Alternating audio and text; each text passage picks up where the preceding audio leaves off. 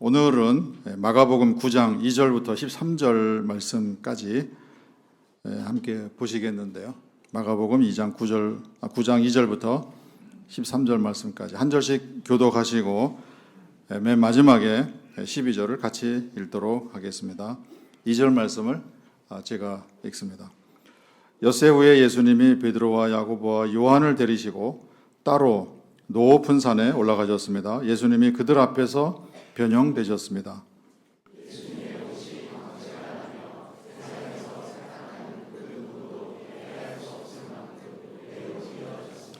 엘리야가 모세와 함께 그들에게 나타났습니다. 그리고 예수님과 더불어 대화를 하고 계셨습니다.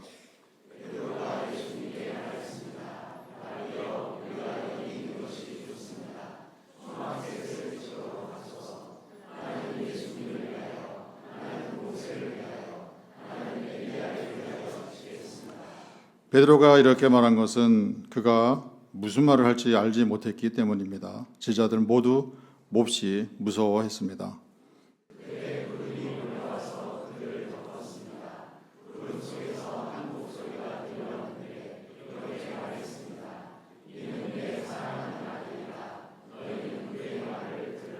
그 즉시로 제자들이 주위를 돌아보았는데 아무도 보이지 않았습니다. 오직 예수님 한 분만 계셨습니다.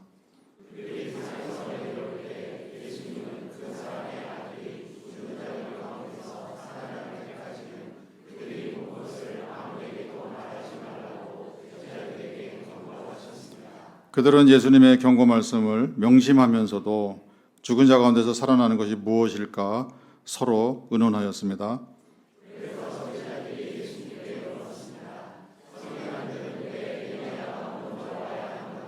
같이 읽습니다. 예수님께서 대답하셨습니다. 엘리야가 먼저 와서 모든 것을 회복하느니라. 그리고 그 사람의 아들이 많은 고난을 받고 멸시를 당한다고 기록된 것은 어찌된 일인가? 네. 13절까지 있는데 13절도 같이 읽죠. 네, 제가 잘못 안내해 드렸네요. 같이 읽습니다. 엘리야가 진짜 왔다. 그런데 그에 관하여 기록된 바와 같이 사람들이 그를 함부로 대하였느니라. 아멘. 네. 여호와의 산에 오르자, 이런 제목으로 말씀을 나누려고 합니다.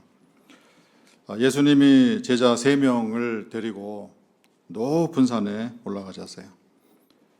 높은 산이라고 하니까 그야말로 높은 산이겠죠. 그 기준이 얼마인지는 모르겠어요. 이 산이 어디에 있었던 것인지, 어떤 산인지, 얼마나 높은지 그거는 우리가 알 수가 없어요. 그러나 높은 산이라고 하면 그때나 지금이나 높은 산이 되겠죠. 아차산 보고 높은 산이라고 하나요? 그러진 않잖아요. 검단산, 뭐 높은 산이라고 생각하시는 분은 높겠지만은 그 정도야 뭐 그냥 높다고 할 수 없지 않을까? 뭐 이렇게 생각하실 수 있고요. 북한산 정도? 그 정도면 높은 산이다, 이렇게 말할 수 있을 거예요. 특별히 그 팔레스틴 지역에서 높은 산이다 그러면 그래도 꽤 높은 산. 밑에 있는 분들이 산 위에서 무슨 일이 일어나는지를 알아챌 수 없는 그런 정도의 높은 산에 올라가신 거예요. 뭐 붕 날라서 올라가신 것이 아니라면은 한 걸음 한 걸음 산에 올라가시면서 예수님도 그렇고 제자들도 그렇고 산행을 할 때 느끼는 그런 느낌들은 충분히 다 느끼면서 산 정상까지 아마 올라가신 것 같습니다. 산 정상에 올라가니까 갑자기 예수님이 변화되신 거예요. 그 산에 올라가는 과정에서 어떤 대화를 나누셨는지는 우리가 알 수가 없어요. 예수님이 제자들에게 어떤 질문을 하셨는지, 또 제자들이 예수님께 어떤 질문을 드렸는지 전혀 알 길은 없습니다. 그런데 어쨌든 산의 정상에 올라간 그 순간에 예수님이 변화되셨어요. 변형이 일어났어요. 모세와 엘리야가 나타났어요. 아주 기이한 현상이 그들 눈앞에 펼쳐진 거예요. 예수님이 제자들을 높은 산으로 데리고 올라가셨다. 그것은 상당한 상징성이 있는 그런 내용이 됩니다. 성경에서 높은 산은 여호와 우리 아버지를 만나는 그런 곳이에요. 창세기부터 요한계시록까지 높은 산이 가지는 의미는 여러 곳에서 우리에게 알려주고 계세요. 에덴 동산이 높은 산에 있었던 거예요. 왜? 네 개의 강이 거기서부터 발원한다. 그거는 높은 산이죠. 성경의 역사, 구약의 역사 속에서도 우리가 뭐 시내산이나 호렙산이나 이런 산, 그곳에서 무슨 일이 일어났는지를 우리가 다 안다고요. 그리고 내가 산을 향하여 눈을 들리라. 높은 산을 향해서 고개를 드는, 눈을 드는 그런 어떤 상징적인 그런 메시지들을 우리에게 전해 주시고요. 예수님께서도 제자들을 부르실 때 높은 산에 올라가셔서 철야하시고 제자들을 12제자를 부르시는, 그리고 마귀가 사탄이 예수님을 시험할 때에도 세 번째 마지막 시험은 높은 지극히 높은 산에 예수님을 모시고 올라가서 거기에서 나에게 경배하라 이런 시험을 한 거예요. 요한계시록 마지막에도 보면요, 높은 산에 그곳에서 새 예루살렘이 임하는 그런 장소로서 우리에게 알려주세요. 결론은 이 높은 산이라는 곳은 여호와를 만나는 곳이고 하늘이 열리는 그런 곳이다.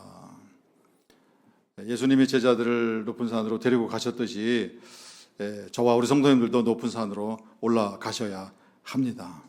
그것이 우리에게 주시는 메시지예요. 근데 어디로 올라갈까요? 한라산으로 올라가나요? 백두산으로 올라가나요? 그것을 말하는 게 아닙니다. 오늘부로 우리 성도님들께서 내가 올라갈 높은 산이 어디인지를 분명하게 아시고 한 분도 빠짐없이 낙오되시지 말고 그 산으로 오르시는 우리 성도님들 다 되시기를 바랍니다. 아차산 가자 해도요, 우리 성도님들 가운데, 특히 여성 성도님들 가운데 거기를 뭐하러 가나, 그래서 산에는 왜 가나 그런 분들 꽤 계시죠? 갔다 도로 내려올 건데 뭐하러 올라가나, 뭐 그런 참 논리가 되는지 안 되는지 모르겠는데요. 안 가고 싶다라는 핑계를 이제 그렇게 대시는 것 같아요. 그런 높은 산이 아닙니다. 우리가 오르게 될 또는 올라야 할 그 높은 산은 오직 하늘 아버지만 바라보는 그 장소. 이것도요, 그러면 그거 어딜까? 세움교회 예배당인가? 또는 세움홀일까? 어떤 구체적인 물리적인 장소를 말하는 게 아니에요. 오직 하늘 아버지만 바라보는 장소. 그거는 내 심령이고요. 내 심령 속에 아버지를 찾는, 아버지를 구하는, 아버지의 도움을 바라는 그런 간절함이 있느냐. 그곳이 간절함을 느끼는 내 마음의 장소, 그곳이 높은 산이다라는 것을 아셔야 돼요. 어떤 곳에 계시든지 내 마음 속에 아버지를 향하는 내 마음이, 간절함이 내 속에 있다 그러면은 우리는 높은 산으로 올라간 거예요. 간절함이 굉장히 크다 그러면 굉장히 높은 산으로 들어가신 것이고요. 약간의 간절함이 느껴진다 그러면은 약간 높은 산으로 올라가신 것이다, 이렇게 생각하시면 됩니다. 높은 산에 올라가는 것은 그리움을 의미하기도 해요. 그리움이 깊어지는 것. 누구를 향한 그리움입니까?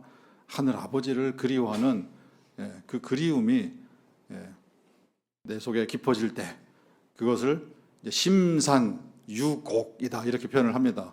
내 마음 저 깊은 곳에서 아버지를 향한 그 마음이 간절하고 그리움이 사무치는 그것이 내 속에 있다면 그 깊은 곳에 내가 들어가 있다는 그런 의미가 됩니다. 그곳이 깊은 곳이고 그곳이 높은 곳이다. 우리 찬송에도 부르지만은 내가 산을 향하여 눈을 들리라 나의 도움이 어디서 올꼬. 그 산을 향하는 것은 그 간절함이죠. 하늘로부터 도움이 오지 않으면은 나는 안 됩니다. 도와주셔야 합니다 하는 그 간절함, 그것이 내 속에서 생겨나는 것을 말하는 거예요. 그곳이 높은 산이다. 그곳에 들어가면 우리는 아버지를 만날 수 있다. 그곳에 들어가면 하늘을 체험할 수 있다라는 것이 우리에게 믿어지셔야 합니다.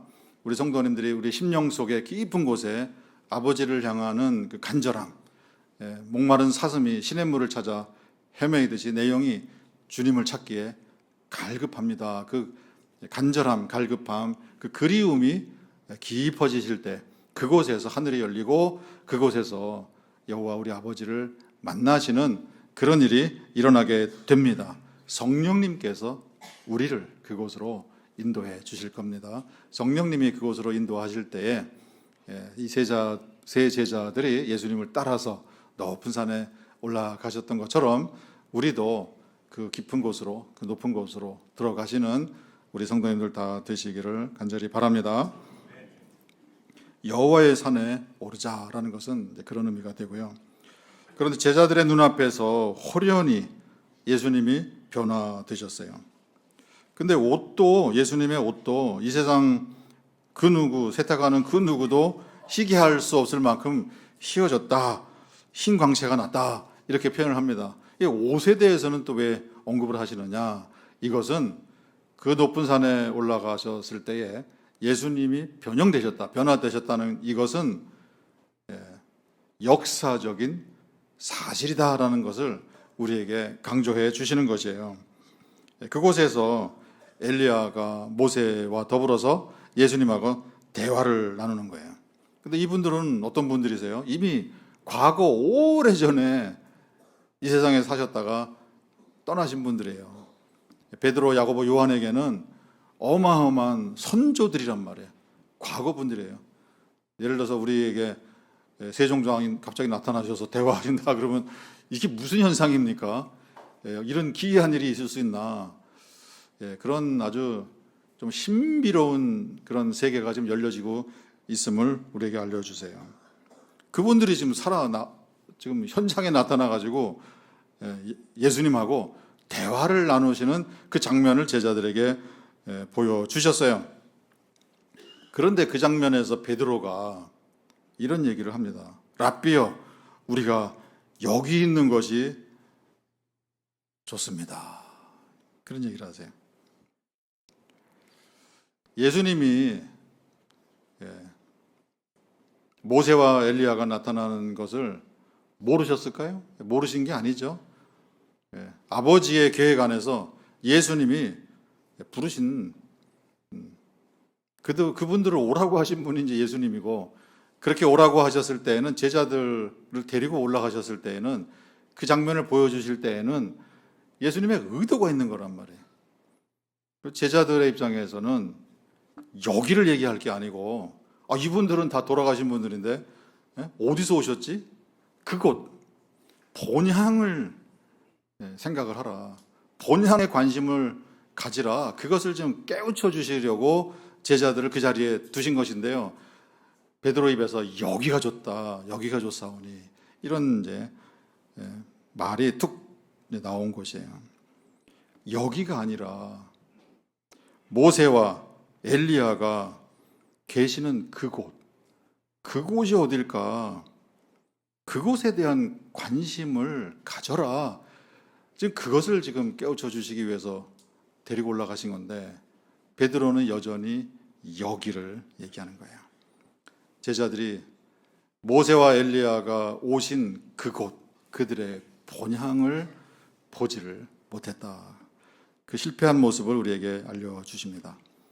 여기에 그곳이 와 계시는데 그곳에 대한 생각을 갖지 못하고 여기에만 붙들려서 여기만 지금 말하고 있는 베드로의 모습, 어쩌면 이 모습이 우리의 모습이 아닌가. 우리가 다 알고 있어요. 우리는 여기에서 크로노스의 삶을, 크로노스의 세상을 살고 있습니다. 크로노스라는 것은 시간의 흐름이죠. 지금 아까 1월과 2월을 MC로 섬기게 된 것은 내년도 거를 벌써 찍어놨나 제가 물론 지난 1, 2월 거지만은 그런 이제 무슨 생각도 잠깐 해봤는데요. 이렇게 우리는 1월, 2월, 9월, 10월 이렇게 세월이 흘러간단 말이에요. 이 세계에 카이로스가 들어와 있는 거예요.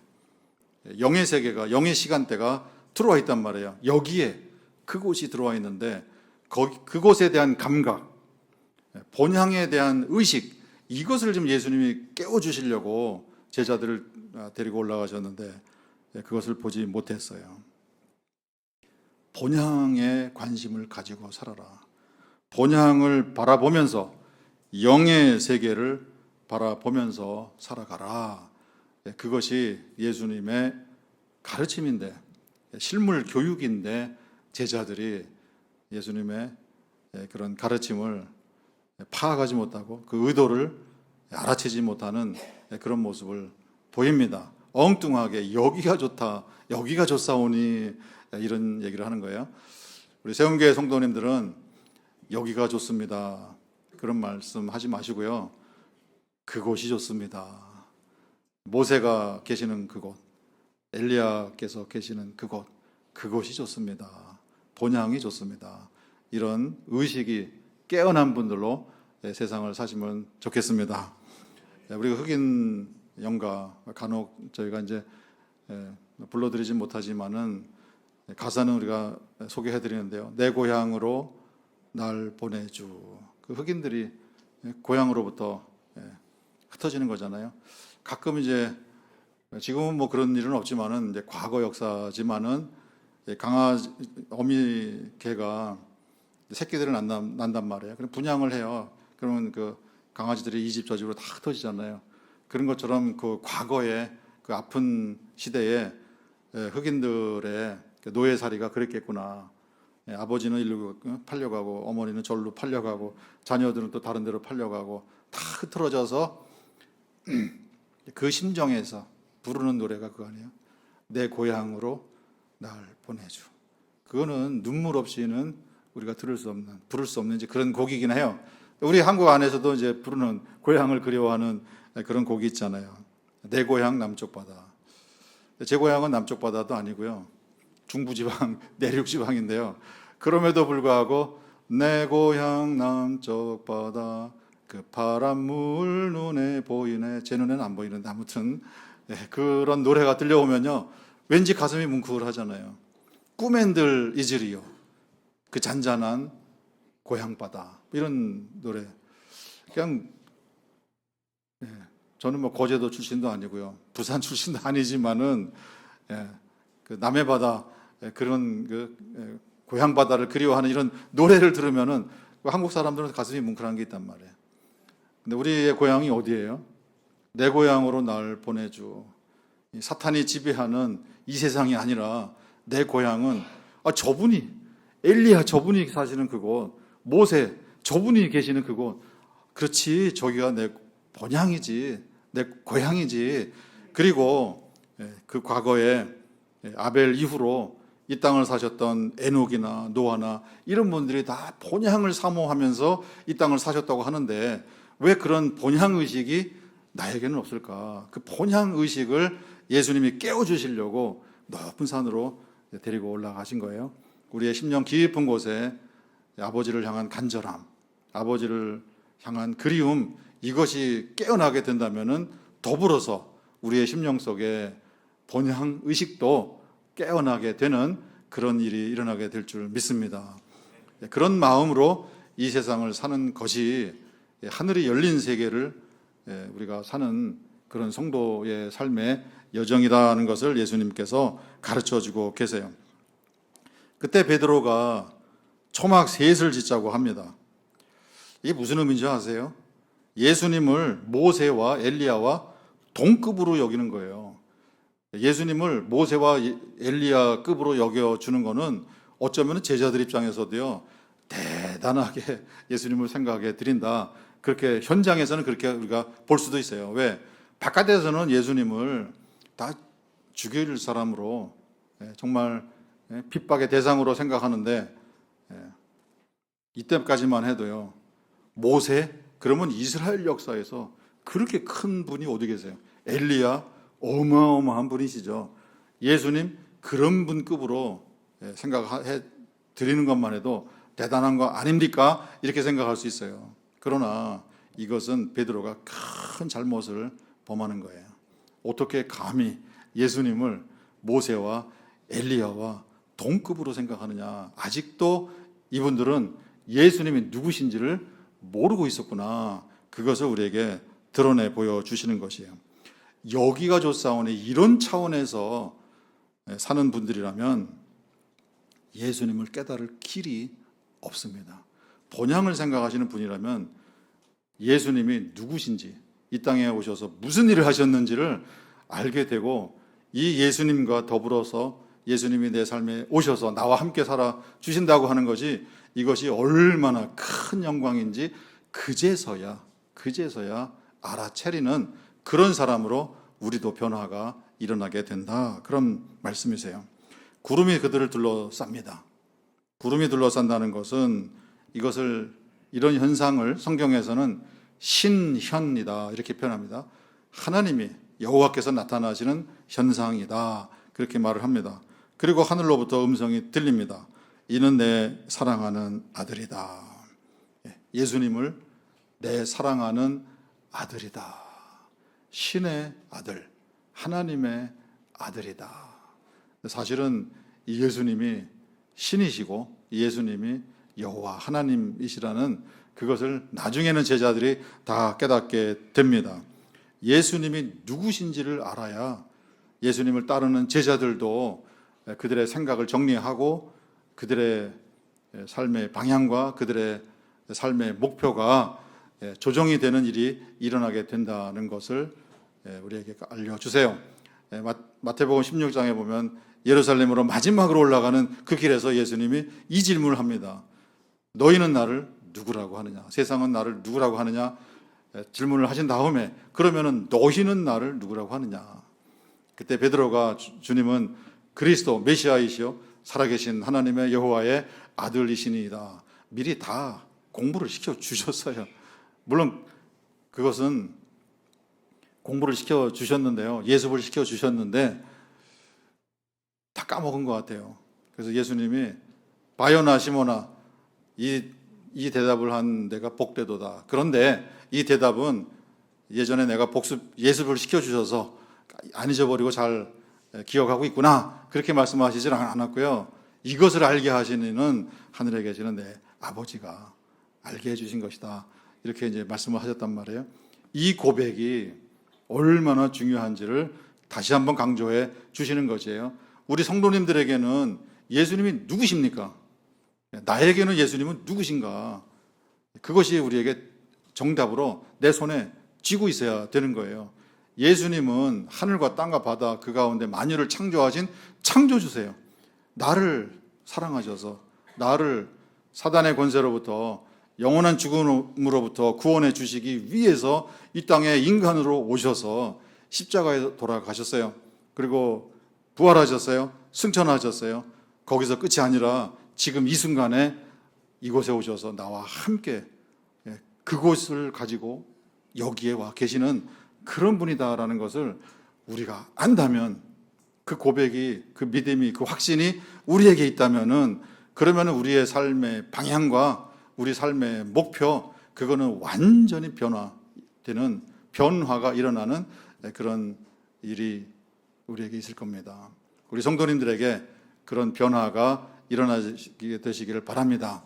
이 변화산이라는 의미는요, 예수님의 모습이 변하고 예수님의 옷이 변하고 그것이 궁극의 메시지가 아니고요, 그곳에 같이 올라가 있는 베드로와 요한과 야고보 그들뿐만 아니라 이 땅에 살고 있는 모든 성도들이 함께 변화돼야 될 그 내용들을 우리에게 지금 알려주고 계시는 것이에요. 우리는 예수님이 누구이신가를 알고 사시는 우리 성도님들 다 되시기를 바랍니다. 구름 속에서 음성이 들려왔어요. 너희는 예수님의 말을 들으라. 하늘아버지의 직접 명령이 들려왔습니다. 눈앞에 펼쳐지는 그 신비로운 현상, 우리가 그 겨울철에요, 그 냉기가 느껴지면은 오싹한 그런 기운이 들잖아요. 높은 산에 올라가서 뭐 공기가 밑에는 덥지만은 위에는 서늘하다, 이런 차원 정도의 냉기가 아니고요. 그곳이 이곳으로 들어왔을 때에는, 영의 세계가 현실 세계로 들어왔을 때에는, 현실 세계를 사는 사람들은 그 영의 세계와 접촉하는 그 순간 두렵고 떨림을 느끼지 않을 도리가 없어요. 이건 영의 세계이기 때문에 그 긴장감, 그 두려움, 그 공포, 이거는 누구라도 다 느끼게 되어 있습니다. 그런 상황에서 베드로가 자기도 모르게 자기 생각을 말한 거예요. 그런데 하늘에서 엄청난 책망의 소리가 들려온 거예요. 너희는 예수님의 말을 들으라. 베드로가 엉격거려 자기 생각을 얘기했잖아요. 여기가 좋사오니 여기에 초막 셋을 지으면 어떨까요? 그 얘기를 했단 말이에요. 그것이 아니다. 초막 셋을 짓든 뭘 하든 너희는 예수님의 말을 들어야 된다. 내 생각을 내밀지 말아라. 내 생각을 가지고 앞서 나가지 말아라. 그 얘기를 지금 하늘로부터 지금 말씀해 주신 거예요. 예수님의 말씀을 듣는 것이 사람의 본분이다. 그것을 우리에게 알려주시는 거예요. 예수님의 말씀은 길이고, 예수님의 말씀은 진리고, 예수님의 말씀은 생명이기 때문에 이 땅에 사는 모든 인간들은 예수님의 말씀을 듣는 것이 우리의 본분이다라는 사실을 잊지 말라. 그것을 하늘로부터 음성으로, 명령으로 들려주신 거예요. 너희는 예수님의 말을 들어라. 우리 세움교회 성도님들은 예수님의 말씀을 듣고 예수님께서 내게 무슨 말씀을 하시는지 늘 귀를 기울이면서 살아가시는 성도님들 되시기를 간절히 바랍니다. 예수님께서 이제 하산하시면서요, 제자들에게 산 위에서 본 것을 아무에게도 말하지 말라, 이런 이제 경고 말씀을 주셨어요. 예수님이 죽은 자 가운데서 다시 살아난 다음에, 그 다음에 얘기하라. 근데요, 이 본문을 보면은요, 참 예수님은 자상하시다. 아무런 그 사전 경험 없이 예수님께서 부활하셨다. 그러면은요, 긴가민가 하는 그 기간이 좀 더 길었을지 몰라요. 그래서 여기에서 모세를 먼저 보게 하셨고, 엘리야를 먼저 보게 하셨고, 모세와 엘리야가 예수님과 실제 상황에서 대화 나누고 계시는 것을 옆에서 다 보게 하셨어요. 아, 부활이 있구나. 저분들 다 돌아가셨는데 돌아가신 게 아니구나. 그것을 미리 예습을 시켜 주신 것이구나 하는 것을 우리가 보게 됩니다. 제자들이 그걸 깨닫지 못했어요. 예수님의 말씀 가운데서요, 죽은 자 가운데서 다시 살아난 다음에, 내가 죽은 자 가운데서 다시 살아난 다음에 말하라, 이런 말씀을 주셨는데, 이건 이제 예습으로 한 것이고요. 모세는, 엘리야는 이미 죽은 자 가운데서 다시 살아난 그분들로 나타나신 것을 제자들에게 보여주신 것이에요. 제자들은 여기에만 관심이 있었던 거예요. 여기가 뭡니까? 그 다음에 나오는 제자들의 질문이 이 사람들의 생각이 여기에만 지금 붙들려 있구나 하는 것을 보여주는 거예요. 서기관들은 왜 엘리야가 먼저 와야 한다고 합니까? 이것은 메시아 예언과 관련된 거예요. 메시아 예언이라는 것은 이스라엘의 독립을 의미하는 거예요. 이런 높은 산에 올라가서 지금 예수님께서는 이들에게 본향을 보여주시고요, 죽은 자 가운데서 먼저 살아난 자들의 그 실체를 좀 확인시켜 주시고 본향 의식을 가지고 살도록 이들을 지금 변화시켜 주시기 위해서 데리고 올라가셨는데, 그곳에 올라가서조차도 이 제자들은 이스라엘의 독립은 언제 이루어지나, 이 생각에 사로잡혀 있는 그 모습을 보여주고 있는 거예요. 여기 이 땅의 삶에 관심이 붙들려 있는 그런 사람들에게는 다시 살아난다라는 것이 눈에 보여지지를 않는 거예요. 그것을 보면서도 보지 못하고 살아가는 그런 모습이 보여지게 되는 거예요. 우리의 시선이 산을 향하여 고개를 드는 그런 우리 성도님들이 되신다면은, 우리의 의식 속에 그렇지, 모세처럼 엘리야처럼 예수님처럼 우리는 다시 살아나는 거지, 그 생각을 가지고 이 세상을 산다면은요, 죽음이 두렵습니까? 아니죠. 죽음이라는 것은 내 고향으로 날 보내주, 이런 생각을 가지고 이 땅을 사는 분들에게는 빨리 갔으면 좋겠다. 우리 성도님들 빨리 가시고 싶은 생각 안 드세요? 빨리 갔으면 좋겠다, 이것이 정상이고요. 근데 오지 말라고 하시니까, 살아있는 동안에 받은 사명 최선을 다해서 다 이루고 오라고 하시니까 내가 여기 있습니다. 그게 누구 말씀이세요? 사도 바울의 말씀이죠. I have a desire. 나는 진짜 가고 싶다. 지금 빨리 주님과 같이 있고 싶습니다. 그런데 내가 아직도 해산하는 수고를 더 하고 오라고 나를 아직 부르시지 않으니까 내가 여러분들을 위해서 내가 좀 더 살고 있습니다. 이 사는 동안 내가 최선을 다해서 내가 받은 사명, 달려갈 길 다 마칠 때까지 내가 최선을 다해서 살겠습니다. 그러나 현실 여기에서 내가 받은 사명을 최선을 다해서 살아가지만은 내 가슴 속에는 저 깊은 곳에는 아버지를 향한 간절함, 아버지를 그리워하는 그 마음, 내 본향을 생각하는 그 깨어난 의식, 나는 이걸 가지고 살아갑니다. 나는 다시 살아납니다. 죽음은 이미 나에게서 죽음이 내 삶에서 죽었습니다. 이런 마음으로, 이런 확신으로 살아가시는 분들로 변화산에 들어가신 분들은 변화가 일어나게 됩니다. 우리 세움교회 성도님들이 그런 변화를 체험하신 성도님들이 다 되시기를 주님의 이름으로 축원드립니다. 우리는 다시 살아난다, 이 사실을 잊지 마세요. 마지막으로 결국은 우리가 이 땅에 살면서 이제 해야 하는 그 사명이 뭔가, 우리 모두에게, 뭐 담임 목사만 그런 생각하는 것이 아니고요, 교역자들과 장로님들만 그런 생각하는 것이 아니고 우리 성도님들 모두가 다 이것이 내일이구나 생각해야 되는 그것이 있어요. 회복의 역사에 동참하는 거예요. 예수님이 그런 말씀을 주셨어요. 엘리야가 먼저 와서 모든 것을 회복하느니라.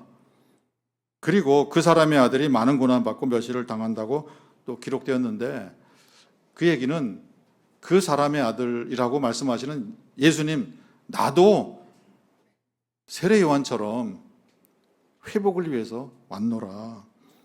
결국은 이 회복에 이 땅에 살고 있는 모든 하늘아버지의 자녀들이 이 역사에 동참하는 것이다는 것을 우리에게 알려주세요. 이것이 변화산에서 일어나야 할 가장 큰 궁극적인 변화다라는 것을 우리에게 알려주세요.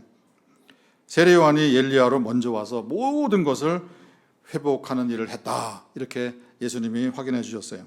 그 뒤에 오시는 그 사람의 아들 누굽니까? 예수님이죠.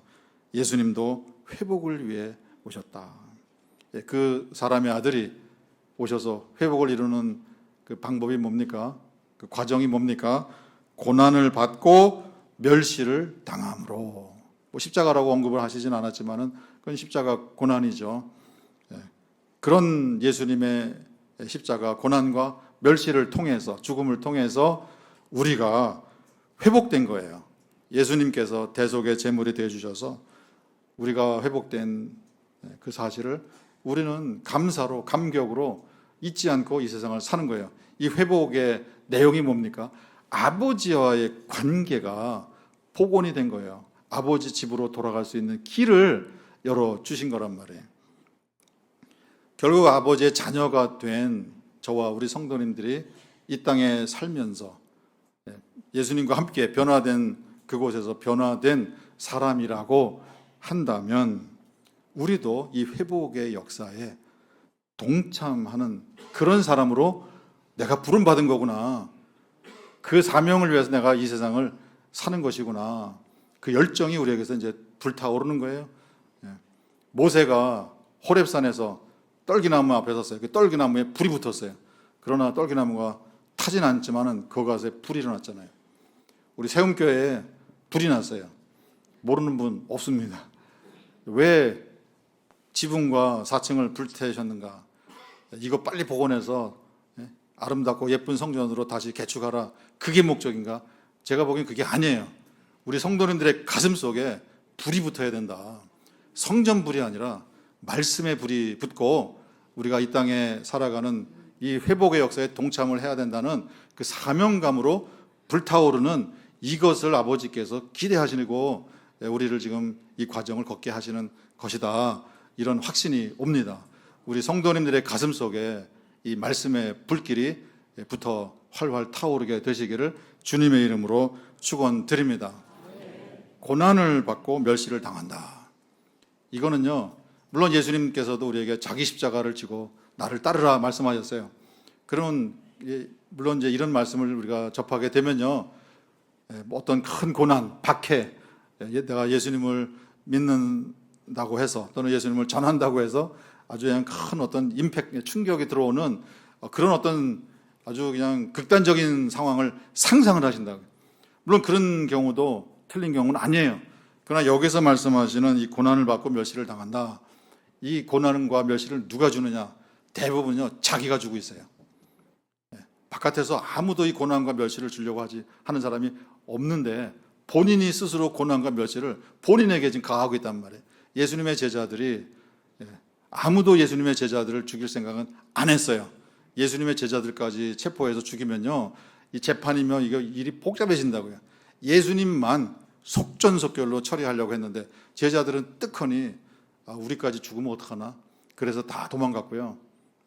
그런 한심한 모습을 보였는데 그건 제자들의 생각이었지, 그들의 생각 속에 있는 것이었지, 그들의 생각이 그들을 죽음의 공포로 몰아넣었지, 아무도 유대 종교 지도자들이나 로마 군인들이나 이 제자들을 손댈 생각을 갖고 있지 않은데 본인들이 그런 거예요.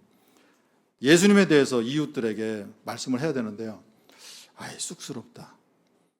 내가 예수님을 전했을 때, 예수님을 증거했을 때, 예수님 믿으라고 했을 때, 교회 나가자고 할 때 어떤 반응을 할까? 나를 어떻게 생각할까? 이런 생각으로 내가 나에게 고난을 주고 내가 나를 멸시하는, 내가 나를 전도하지 못하게, 예수님을 전하지 못하게, 복음을 전하지 못하게 내가 가로막고 있는 이런 현상을 지금 지적하고 있는 거예요. 이것을 뚫고 설령 친한 친구가 예수님에 대해서 내가 얘기를 했더니 어떤 그런 멸시 주는, 무시하는 그런 말을 한다 할지라도 이것이 고난이고 이것이 멸시구나, 이것을 내가 감당해야 하는구나. 그럼에도 불구하고 내가 예수님을 전하고 복음을 전하고 하늘나라를 전하고 변화된 내 모습을, 내 체험을 이들과 나눠줄 때 지금은 나에게 이렇게 고난이다 생각되는 이런 반응을 보이고 내 말에 멸시하고 무시하고 귀퉁으로도 안 듣고 그렇게 아주 싸늘한 반응을 보인다 할지라도, 그러나 성령님께서 역사하셔서 이 사람의 삶의 가슴 속에 변화의 역사를 일으켜 주시겠지, 내 역할은 여기까지, 그런 마음으로 고난과 멸시를 내 스스로 나에게 가하지 않는 그런 사람으로 변화될 때, 그제서야 우리는 이 회복의 역사에 동참하는 영광을 누리게 될 것으로 확신합니다.